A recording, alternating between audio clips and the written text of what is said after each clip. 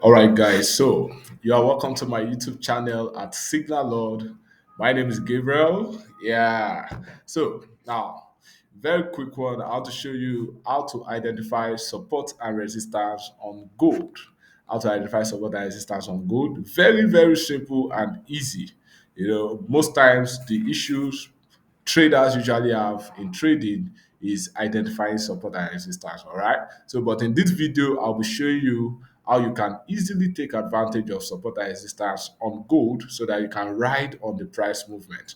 All right. Stay tuned to this video, and I'd like you to comment on this video if this video is really helpful for you. So, the first thing you need to do when it comes to technical analysis, generally speaking, you need to do what we call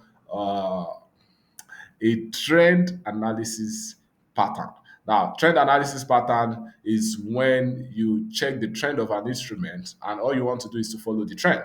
So, for example, we are going to start up with a trend line. A trend line, this is the current market price on my screen here currently. So, but quite some while or quite a time, if you notice what price has been doing, you see, look at this low. Uh, Very fast. Let's see. So look at this low here, right?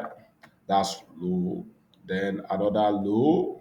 Because every point where price had issues should be your point of interest. Okay. Anywhere there is issue for price should be your point of interest. So what do I mean by issues? Anywhere that it looks as if price wanted to change direction should be your point of interest. So talking about point of interest, we have so many places on the chart where we can call our point of interest. All right, can you see a whole lot of places? You see, these are other points here. Now, if you remember, I draw a trend line and drawing the trend line correlating with the current market price. Now, in correlating with the current market price, if I am to do my support and resistance usual and proper, okay, so look at this here. But then this is very small. Now, where price is currently is basically an area of support for gold. So what am I expecting gold to do? In the long run, I'm still expecting gold to buy, which means I'm expecting the price of gold to have a bullish move, right? So a bullish move is when I'm expecting price to just go all out and buy. Now, for those that wants to do a short-term buy, that means a short-term bullish movement. That means you are looking at putting a take profit somewhere around 2697 if you are buying right now. But please ensure you have money. Okay, what do I mean by money? Capital. If you don't have capital, then don't trade gold. Gold is not for everybody, but gold is a very nice instrument to trade. All right, so this is the support and resistance on gold.